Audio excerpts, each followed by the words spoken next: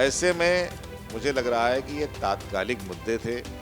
विपक्ष चाह रहा था कि इसमें चर्चा हो जाए। आप बोल रहे हैं विपक्ष चाह रहा था चर्चा हो जाए, वहीं सत्ता पक्ष ये कह रही है कि हम चर्चा को तैयार थे, हमने मांगे भी मानी, धर्मेंद्र प्रधान का इस्तीफा हुआ, उसके बावजूद भी जो विपक्ष जो है वो हंगामा करता रह गया, चर्चा ही नहीं होने दिया, चर्चा से भाग रहे। लड़कों पे लाठियां चली, जो आंसू गैस के गोले छोड़े गए, उसमें जो लोगों को चोटें आई हैं उन पे मुकदमे लिखे गए हैं। गृहमंत्री अमित शाह ने कहा मैं 24 घंटे चर्चा करने के लिए तैयार हूँ, हर तरह का जवाब देने के लिए तैयार हूँ। नहीं बताया ना, वो तो मीडिया में बात कर रहे हैं। जो एजेंडा हमारे पास आता है, क्या उस एजेंडे में वो चर्चा का विषय आया? अगर एजेंडे में नहीं आएगा तो बाहर हम कुछ भी कहते रहें। लोकसभा नियमों से चलती है। लोकसभा में हम लोगों ने, विपक्ष को अधिकार है कि हम जिस विषय को उठाना चाहते हैं उसकी। जब आप सदन की बात कर रहे हैं और जनता के हित की बात कर रहे हैं तो बार बार लोग जिस तरह से सदन बाधित हुआ, क्या ये लोकतंत्र के हित में है? संसद के मानसून सत्र की आज जो है समाप्ति हो गई और ये जो है अनिश्चित काल के लिए स्थगित कर दी गई। एक बार फिर जो है हंगामा हमें देखने को मिला, चाहे वो सत्ता पक्ष से हो या फिर विपक्ष से हो। लेकिन देखिए, सत्ता पक्ष की ओर से ये आरोप लगाया जा रहा है कि विपक्ष की वजह से जो है संसद का मानसून सत्र पूरे के पूरी तरह से हंगामे में तब्दील हो गया और किसी प्रकार की कोई चर्चा नहीं हो पाई।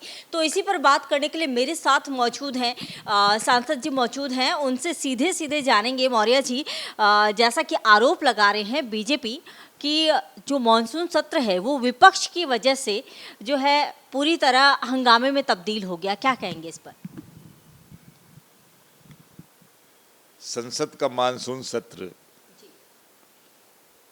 देश की जनता के लिए और खास करके जो हम विपक्ष के लोग हैं, विपक्ष के सांसद हैं, उनके लिए बहुत उम्मीदों भरा था कि हम आए हैं क्षेत्र से, जनता की समस्याएं उठाएंगे, सरकार उनको सुनेगी और सरकार जवाब भी देगी और इसी बहाने बहुत से विकास के मुद्दे जो जनता चाहती है उस पे भी सरकार से उम्मीद बनती है कि सरकार कुछ देगी।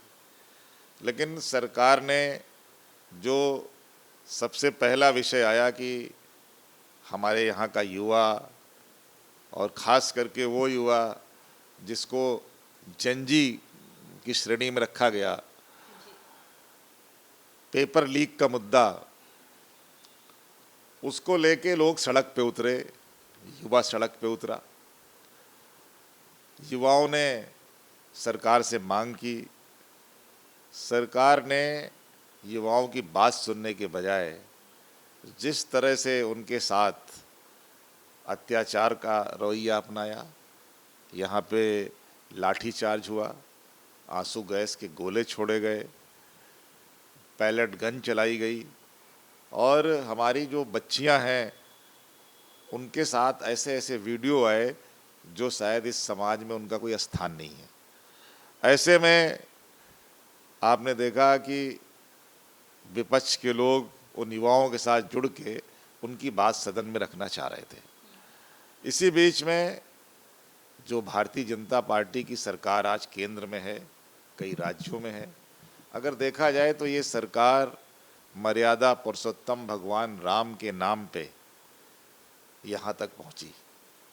हमारे यहाँ अयोध्या में, हम लोग उत्तर प्रदेश से हैं, अयोध्या में मंदिर निर्माण का मुद्दा एक बहुत बड़ा मुद्दा था, जिसको माननीय उच्चतम न्यायालय ने दोनों पक्षों को सुन के जो फैसला सुनाया, उस फैसले का सभी ने स्वागत किया। स्वागत के बाद वहाँ मंदिर का निर्माण हुआ।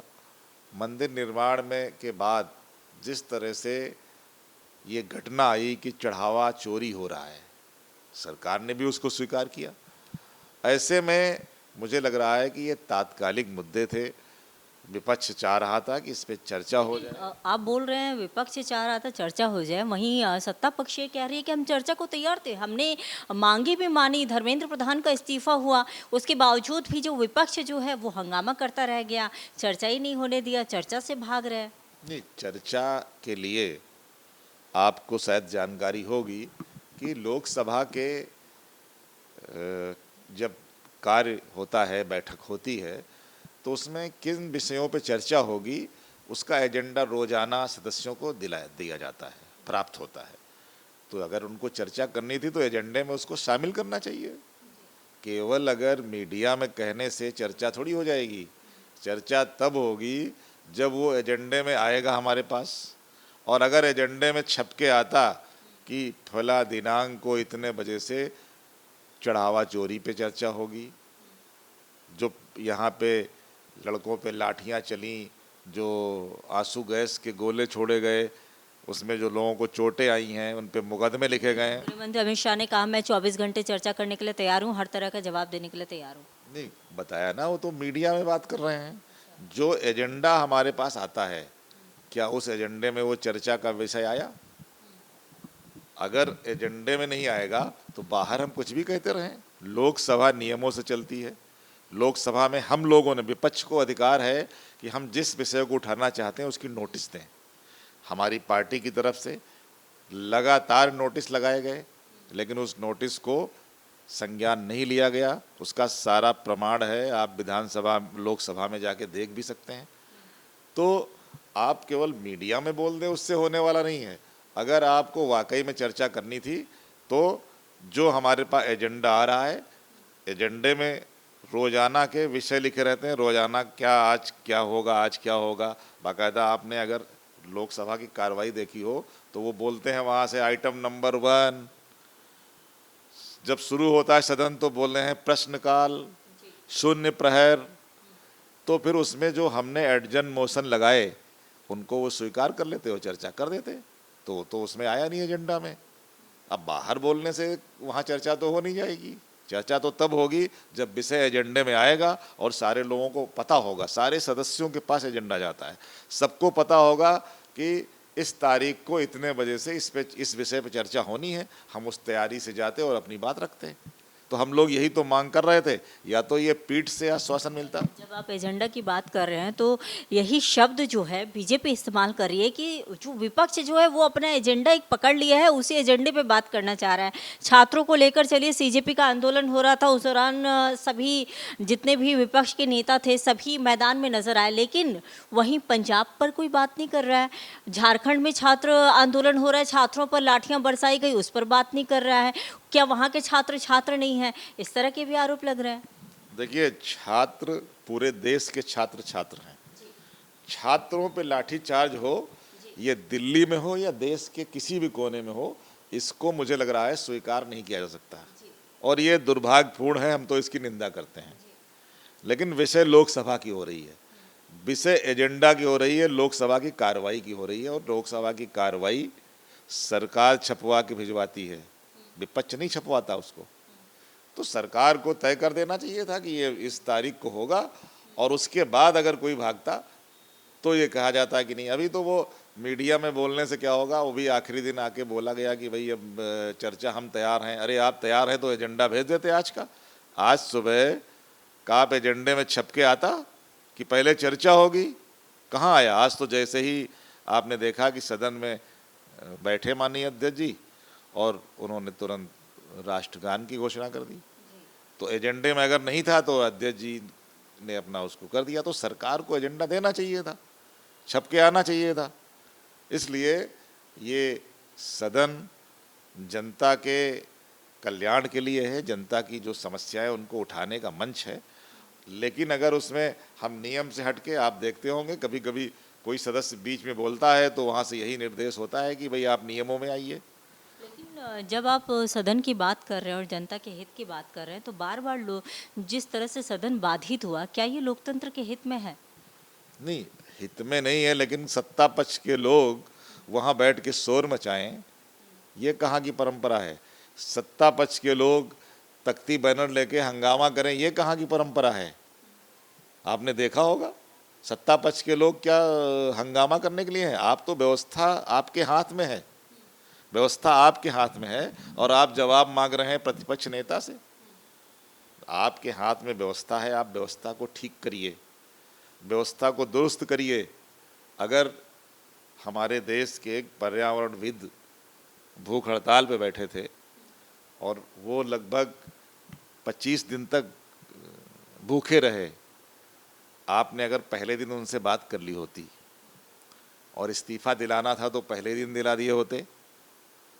तो आप समझिए कि सरकार ने कितनी कशमकश में इस्तीफा दिलाया होगा, कितने दबाव में दिलाया होगा, और इस बीच में कितने छात्रों पे लाठियां पड़ गईं, कितने छात्रों की चोटें आ गईं, कितने बच्चियों के साथ क्या दुर्दशा हुई, आपने खुद देखा होगा। आंसू गैस के गोले छोड़ दिए गए। तो ये चीज़ें अगर पहले दिन से सरकार व्यवस्था को चुस्त दुरुस्त करती तो मुझे लग रहा है इतना लंबा ना खिंचता। यानी कि सरकार पहले लग रहा था कि वो तानाशाही पे है, हम इसको दबा लेंगे, लेकिन युवाओं का जो आक्रोश था वो दबा नहीं। देश का युवा जंतर मंतर पे इकट्ठा होने लगा, तो दबाव में आके काम किया उन्होंने। इसका मतलब वो मन से नहीं किया गया। लोकतंत्र में एक दूसरे की बात सुनने की व्यवस्था है, सुनने की परंपरा भी है।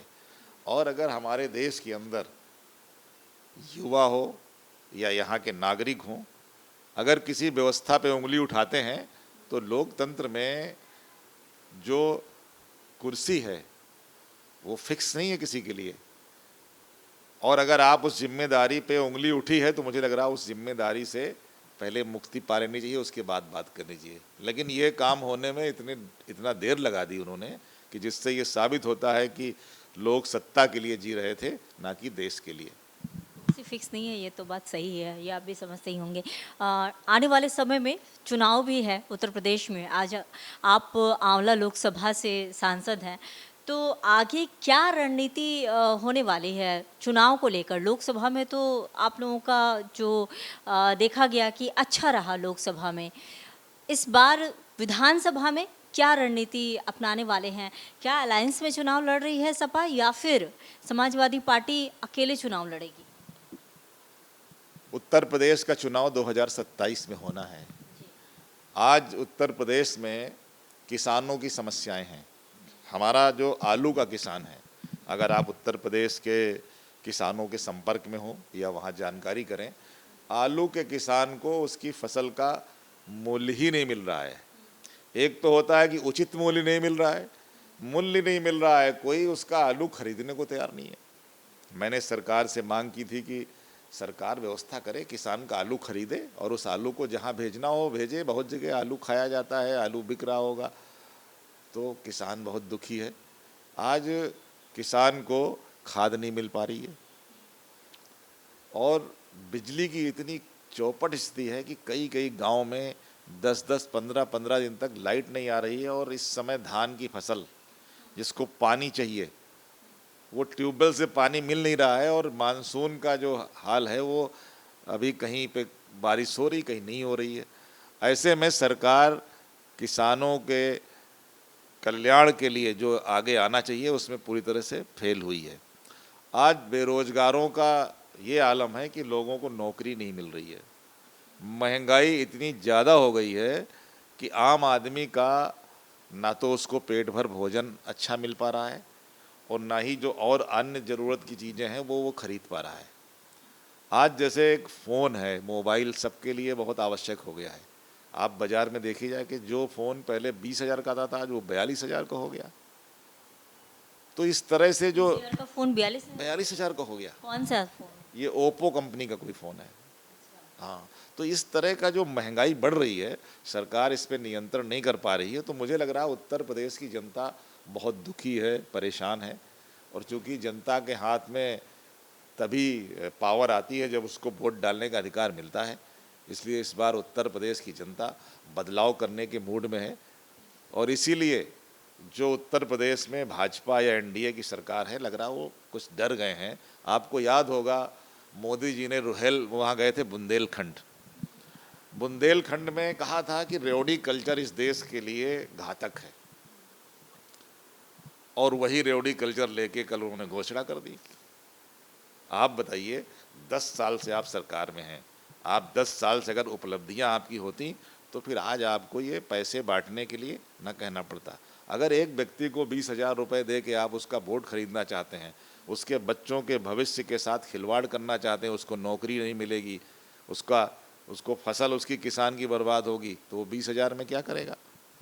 तो अगर सरकार को इतना लंबा मौका मिला है तो उसे कुछ ऐसे काम करने चाहिए कि लोग अपने पैरों पे खड़े होते, लोगों को आज 24 घंटे बिजली मिल रही होती, लोगों को सस्ता सामान मिल रहा होता। कुछ काम नहीं हुआ है 10 साल में, आप कहना चाह रहे काम हुआ होता तो फिर वो क्यों पैसा दे रहे हैं, क्यों घोषणा की इसकी, जबकि स्वयं हमारे देश के प्रधानमंत्री जी ने बुंदेलखंड के अंदर कहा था कि रेवड़ी कल्चर इस देश के लिए घातक है। तो फिर ये कौन सा कल्चर है भाई, रेवड़ी कल्चर नहीं है तो। इसलिए मुझे लग रहा है उत्तर प्रदेश की जनता बहुत समझदार है। उत्तर प्रदेश की जनता ने 2024 में भाजपा को जिस तरह से पीछे किया था, समाजवादी पार्टी को नंबर 1 की पार्टी बनाया था, इस बार 27 में भी वो बदलाव करेगी। और बदलाव लेकिन मेरा जो एक सवाल था उसका जवाब आपने दिया ही नहीं। मेरा ये कहना था कि क्या अलायंस में सब समाजवादी पार्टी चुनाव लड़ेगी या फिर अकेले चुनाव लड़ेगी, जैसा कि प्रदर्शन हमने देखा था लोकसभा में। देखिए, समाजवादी पार्टी 2024 में भी अलायंस में थी, इंडिया गठबंधन बना था, हमारे साथ उत्तर प्रदेश में कांग्रेस से मिलके हम लोग चुनाव लड़े थे। और मुझे लग रहा है कि हमारे पार्टी का जो राष्ट्रीय नेतृत्व है, हमारे माननीय राष्ट्रीय अध्यक्ष अखिलेश यादव जी हैं, वो नेतृत्व जो कांग्रेस का है उससे बात भी कर लेंगे और मिलके चुनाव लड़ने की ही योजना है। बहुत धन्यवाद। तो सुन रहे थे आप, नीरज मौर्य जी मेरे साथ थे, जिन्होंने सदन के मुद्दे पर भी बात की और साफ साफ उनका यही कहना है कि जो सत्ता पक्ष है वो किसी भी तरह से चर्चा से भाग रही थी, तख्तियां लेकर वो सदन में नारेबाजी कर रही थी, जो कि सत्ता पक्ष को नहीं करना चाहिए था। वहीं उत्तर प्रदेश में आने वाले समय में विधानसभा के चुनाव होने हैं, उसको लेकर भी वो बहुत ज़्यादा आश्वस्त है कि आने वाले समय में सपा जो है एक बार फिर से 2024 लोकसभा चुनाव में जिस तरह से उनका समर्थन मिला था जनता का, इस बार और ज़्यादा समर्थन मिलेगा। कैमरा पर्सन विजय के साथ मैं संगीता झा, TNP न्यूज़।